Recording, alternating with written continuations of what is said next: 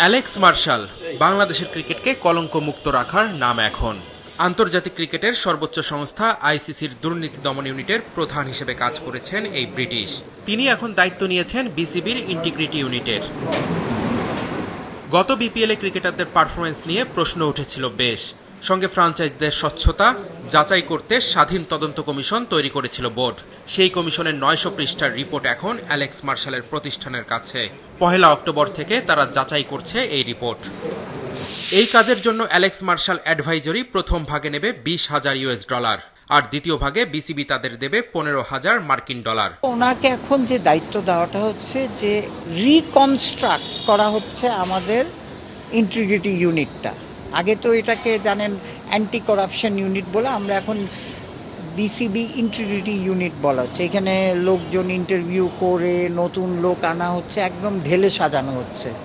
হ্যাঁ, সো ওর দায়িত্ব শুধু BPL is one of the দায়িত্ব, কিন্তু এন্টায়ার ইন্টিগ্রিটি ইউনিটটাকে তারা রিস্ট্যাবলিশ করা হচ্ছে বা ইমপ্রুভ করা হচ্ছে। সেই জন্য নতুন করে ঢেলে সাজানো হচ্ছে, যেটার পার্ট লোকাল ক্রিকেট, সব ক্রিকেট হয়ে যায়। যখন আপনি লোক নেবেন, ট্রেন করবেন, লোকবল বাড়াবেন, হ্যাঁ, তখন অটোমেটিকলি এগুলি সব কিছুই কভার করে যাবে।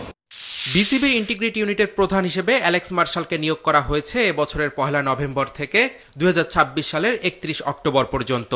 এই সময় প্রতি মাসে $৫,০০০ বেতন পাবেন এই ব্রিটিশ। সঙ্গে অন্যান্য সুবিধাও দেওয়া হবে তাকে।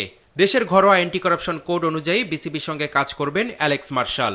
এটা তো আমরা এই কতদিন দেখে কতটুকু আগায়। যেরকম আপনারা জানেন, শুধু এটা না, আমাদের আম্পায়ার ডিপার্টমেন্টেও সাইমন টাফেলকে নেওয়া হয়েছে ২ বছরের জন্য।